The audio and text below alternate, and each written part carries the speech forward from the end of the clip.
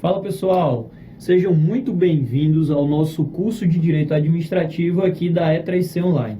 Eu sou o professor André Carvalho e vou ficar com vocês com essa disciplina que é essencial em todos os concursos. Essencial por quê? Porque direito constitucional e direito administrativo são duas matérias figurinhas carimbadas em todos os certames da área jurídica.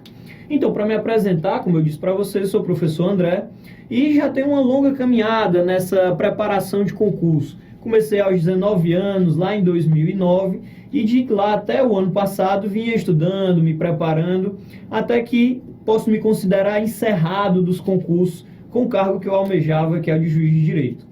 Então, sejam muito bem-vindos e hoje vamos começar a nossa aula inaugural aqui na E3C Online. Para a nossa aula inaugural, pessoal, vamos começar com princípios, poderes administrativos e improbidade administrativa. De início, galera, eu queria alertar para vocês que esses são os assuntos um pouco chatos, é aquele assunto que a gente pula do livro, é aquele assunto que nós não costumamos nos ater na hora de estudar. Por quê? É aquele assunto inicial, de começo de livro, que às vezes o livro fica enfadonho, fica um pouco repetitivo, e é um assunto também que todo mundo já leu alguma hora da sua vida. No entanto, galera, é um assunto que as bancas têm cobrado muito, principalmente o assunto de princípios e poderes dentro de julgados jurisprudenciais. Como assim? Nós vamos ver, principalmente nas nossas questões, que foi-se o tempo em que as questões, as bancas examinadoras cobravam conceitos de princípios, o que é princípio X, o que é princípio Y, o que é o LIMP, aquele clássico LIMP do artigo 37 da Constituição. Isso caiu em desuso. Hoje as bancas pegam algum julgado importante do STJ e do STF e acabam por nos perguntar qual é aquele princípio que fundamentou a decisão. Então não se preocupem que hoje nós vamos partir direto para o que cai. Vamos partir direto para o que as bancas estão cobrando. Como eu disse, não precisa a gente ficar preocupado especificamente com conceitos de princípio, com conceito de poder ou até mesmo com conceito de improbidade administrativa. Vamos pegar só o que vai cair. E para começar o que vai cair, vamos começar com função administrativa. Galera, a função administrativa é um tópicozinho de edital que está presente em vários editais de concurso público. Principalmente é o primeiro tópico dos editais de concurso. Para ter um exemplo para vocês, o último edital da FCC de PGM Teresina cobrou aqui função administrativa e regime jurídico administrativo como seus primeiros tópicos do edital. Então, o que é essa tal dessa função administrativa? Galera, a função administrativa nada mais é do que tudo que você estuda em direito administrativo. Função administrativa é tudo que o seu livro de direito administrativo traz para você naquelas 900, 1000 páginas que tem lá em cada livro, a depender do manual, claro. Então, galera, função administrativa é intervenção do Estado na economia, é serviço público, é poderes administrativos, é poder de polícia. Função administrativa, galera, é botar o Estado em movimento. Função administrativa é você cumprir as normas jurídicas, é você trazer alguma utilidade para o particular, é você trazer alguma utilidade para o administrado. Mas espera aí, professor, por que você está falando tanto em função administrativa como uma função concreta, como algo de botar o Estado em movimento? Porque, pessoal, geralmente as bancas não cobram esse conceito de função administrativa. Elas costumam sempre relacionar função administrativa com função de governo. Ora, vejam que a função administrativa, como eu disse para vocês, é uma função concreta. É aquela que busca cumprir o ordenamento jurídico. É aquela que busca botar o Estado em movimento. Justamente por cumprir o ordenamento jurídico, ela não inova o direito, diferentemente da função de governo. A função de governo, pessoal, é um tema atinente ao direito constitucional. Por quê? A função de governo, ela regula a atuação superior do Estado. Como assim? Ela regula a forma de eleição dos membros políticos, ela regula a forma de organização do Estado, ela regula a forma de organização dos três poderes do Estado, executivo, legislativo e judiciário. Ela é responsável pelo alto número de normas do Estado, ou seja, basicamente, ela, diferentemente da função administrativa, ela inova no ordenamento jurídico. Por quê? Porque ela cria o direito. Então percebam que enquanto a função de governo cria o direito, estabelece as normas e as diretrizes do Estado, a função administrativa, ela cumpre o direito. Então hoje nós vamos nos ater à função administrativa. Hoje nós vamos nos ater à função administrativa. Peraí, mas essa função administrativa, ela engloba o quê? A função administrativa, pessoal, ela engloba o fomento, a intervenção, o serviço público e o poder de polícia. Percebam que, como eu disse para vocês, essas 4 atividades aqui, que nós podemos resumir na sigla FISP, elas são tudo o que o seu livro de direito administrativo traz. Ora, fomento, o Estado pode fomentar determinada atividade particular, pode fomentar a cultura, pode intervir nessas relações. Intervenção, o Estado pode intervir no domínio econômico, pode intervir na propriedade privada. Tudo isso é estudado em cada tópico do nosso livro de direito administrativo. Serviço público é aquela utilidade, é aquela disponibilização de um serviço de uma utilidade básica para o particular. E poder de polícia é a limitação ou condicionamento de atividades ou bens particulares em prol do interesse público. Mas não se preocupem com isso agora. Isso tudo aqui vai ser visto por nós, por mim, pelo professor Lucas, ao longo de todo o nosso curso de Direito Administrativo. Hoje, especificamente, nós vamos ver poder de polícia e os princípios da administração pública, além de improbidade administrativa, claro. Antes disso, pessoal, é importante nós nos atermos ao que todos os concursos, todos os editais de concurso também cobram na matéria de Direito Administrativo. Lembram que eu disse para vocês que a função administrativa é o primeiro ponto? Pois é, o regime jurídico administrativo, o regime jurídico da administração é o segundo ponto. Mas peraí, eu tenho certeza que em algum momento da sua vida, do seu estudo, em alguma aula, você já ouviu falar em regime jurídico administrativo. Acontece, galera, que antes de estudar regime jurídico administrativo, nós temos que entender o que é regime jurídico. Ou seja, nós precisamos entender o que é regime jurídico da administração. O regime jurídico da administração é aquele conjunto de normas que regula o Estado. Ou seja, é aquele ordenamento jurídico, aquele direito que regula o Estado. Basicamente, desde quando a gente estuda, desde quando a gente entrou no curso de Direito, quais são os 2 direitos clássicos que nós vimos? Direito público e direito privado. Direito público e direito privado. Então vejam que o regime jurídico da administração, ele pode ser público ou pode ser privado. A diferença entre eles é que o regime público, que é o que nós vamos nos ater na aula de hoje, da administração, poderes maiores em relação aos demais particulares. Por quê?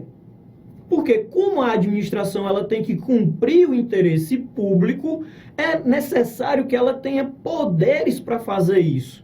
Só que com esses poderes também vêm alguns deveres, algumas limitações. E isso tudo, a gente pode resumir esses poderes e deveres em regime jurídico de direito público ou regime jurídico administrativo. Mas espera aí, professor, sempre pensei que o Estado ele só podia se relacionar ou ele só podia ser regido pelo regime de direito público. É possível que o Estado seja regido por um regime de direito privado? Sim.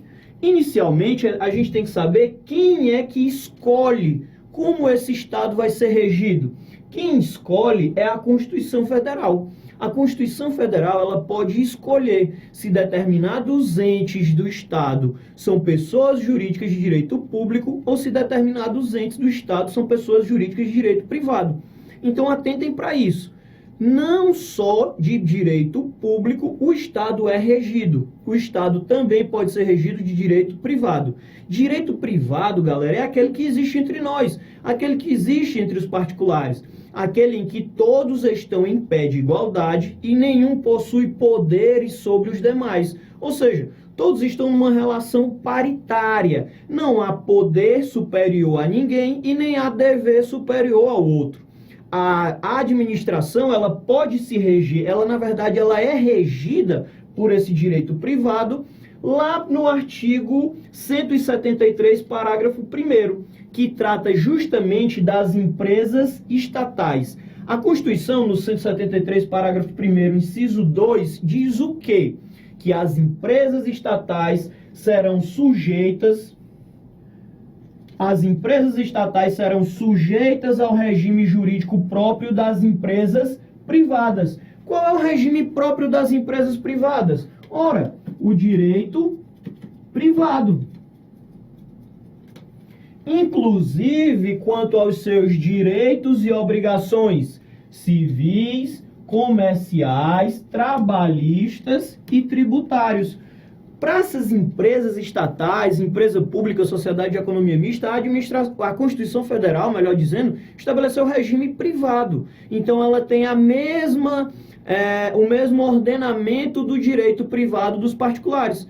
Só que esse ordenamento é integralmente aplicável? Não. Nós temos algumas derrogações, ou seja, o direito público, que é o clássico da administração, ele, embora não seja integralmente aplicável às empresas estatais, ele é aplicado em parte. Vale dizer, o regime de direito privado, que a Constituição manda aplicar às empresas estatais, é parcialmente derrogado pelo direito público. Isso não é assunto para a gente hoje, mas tenham já isso em mente. As empresas estatais são parcialmente derrogadas pelo direito público. Querem um exemplo só para a gente encerrar? Concurso público. Iniciativa privada não precisa fazer concurso público, mas empresa pública, sociedade de economia mista, embora seja pessoa jurídica de direito privado, tem que fazer concurso público também. É o direito público derrogando parcialmente o regime, regra geral das empresas estatais, o regime de direito privado. Beleza? Vamos continuando então. Como eu disse para vocês, os concursos, os editais, eles trazem para a gente, eles cobram da gente, na verdade, a noção de regime jurídico administrativo. Então vamos nos ater a ele, ao regime jurídico administrativo. Como eu disse para vocês, o regime jurídico administrativo é o regime de direito público.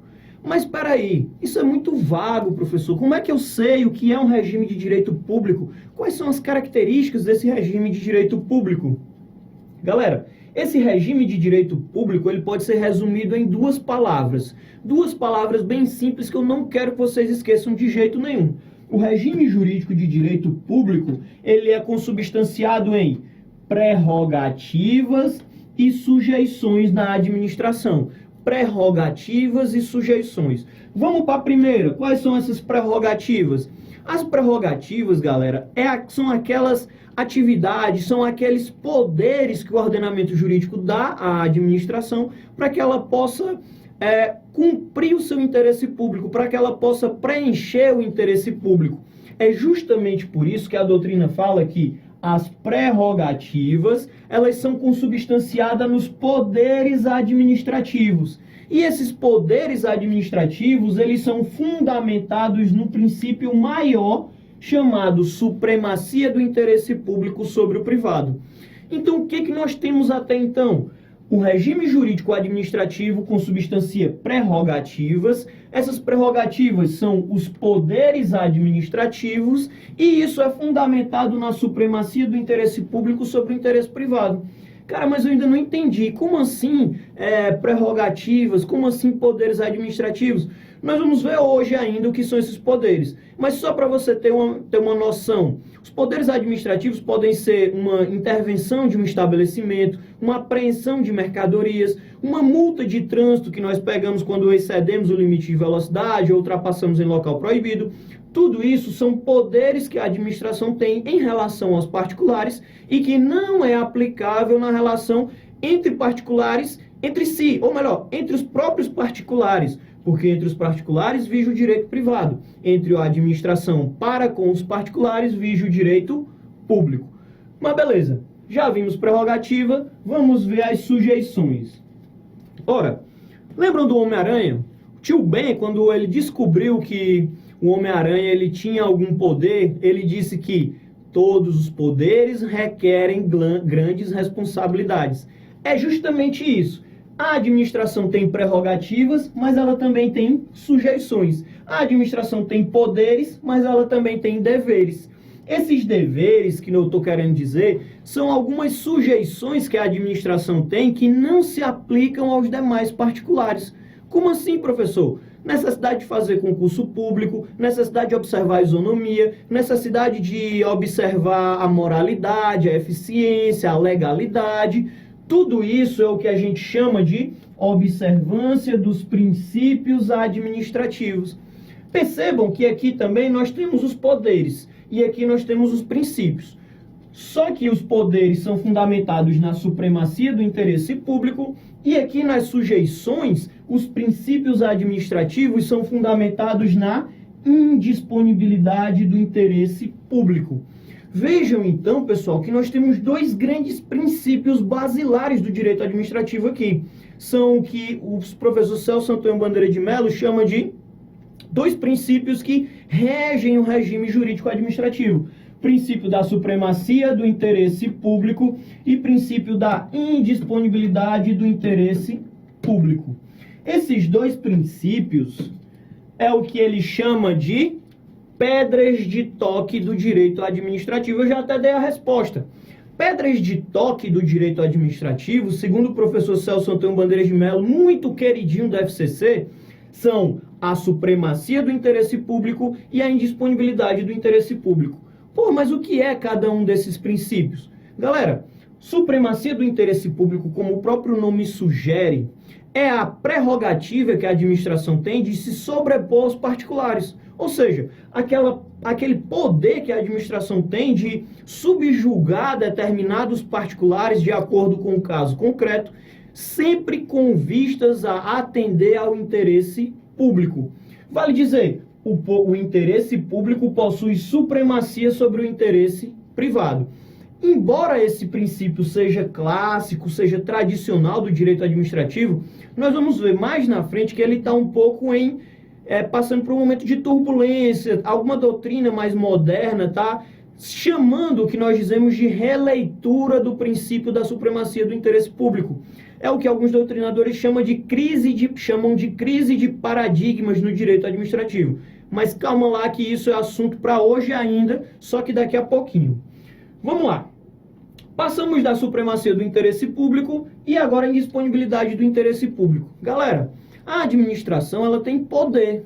Ela pode fazer o que tem necessidade, o que é necessário para cumprir o interesse público.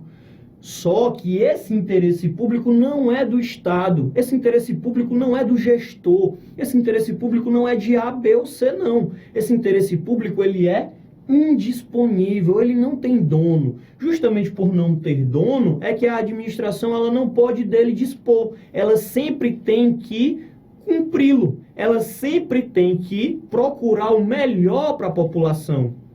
É aí que surge a indisponibilidade do interesse público. E com ela, a necessidade de observar a isonomia, moralidade, eficiência, legalidade, publicidade. Então percebam que esses dois princípios, eles resumem o regime jurídico administrativo. Mas beleza. Vamos lá, professor. Nós já falamos de supremacia do interesse público, já falamos de indisponibilidade do interesse público. Mas eu estou aqui com um negócio me tirando do sério. O que é esse tal de interesse público? Ou melhor, existe mais de um interesse público? Porque eu lembro que eu já estudei em alguma questão que a doutrina divide esse interesse público de duas formas. E você está certo. Isso é uma construção doutrinária que divide o interesse público em interesse primário e interesse secundário. Interesse público primário é aquele interesse que constitui a soma de todos os interesses individuais. Ou seja, é aquele interesse público bonzinho, pessoal. Aquele interesse público que é o interesse puro. O interesse de unicamente ajudar a população. Esse interesse público primário é justamente o meio ambiente equilibrado, preservação da água, o ensino, a saúde, a educação. todos os direitos sociais, tudo aquilo que é bom em sua natureza, é chamado de interesse público primário. É justamente esse o interesse público a que se refere a supremacia do interesse público e a indisponibilidade do interesse público. Pô, beleza, eu achei que só tinha esse interesse público. Não. Galera, vejam que o Estado, ele é uma pessoa, ele possui personalidade jurídica de direito público. Então, como pessoa, ele tem seus interesses, inclusive interesses patrimoniais. Justamente para congregar esses interesses patrimoniais, a doutrina criou a noção de interesse público secundário. Esse interesse público secundário é essa noção de patrimônio que o Estado necessita. Veja, o Estado, por meio do interesse público secundário, busca carrear recursos, ou seja, ganhar dinheiro, se capitalizar, para poder cumprir o interesse público primário. É justamente por isso, pessoal, que o CPC, o novo CPC atualmente, ele diz que o Ministério Público intervirá sempre que o interesse público assim precisar. Esse interesse público que o Ministério Público deve intervir é o interesse primário. Quando o interesse público que está em jogo é o interesse secundário, ele não é o interesse público típico de intervenção do Ministério Público. É justamente por isso que o CPC diz que o Ministério Público não intervirá necessariamente no processo em que a Fazenda Pública seja parte. Por quê? Porque normalmente, quando a Fazenda Pública é parte no processo, ela busca dinheiro, ela busca o interesse secundário, que é o grande exemplo disso, a execução fiscal. Quando a Fazenda Pública ajuiza uma execução fiscal, ela está buscando carrear recursos para si. Ainda que o motivo seja nobre, ou seja, cumprir o interesse primário, essa mera busca de recursos por si só não é interesse público primário, é um interesse secundário. Justamente por isso não é necessária a intervenção do Ministério Público. Tranquilo? Beleza. Vamos avançando então. Já vimos o que é interesse público, já vimos o que é regime jurídico administrativo, já vimos o que é função administrativa. Tá na hora então da gente entrar na aula propriamente dita. Da gente começar o nosso primeiro assunto de hoje, que é o de princípios.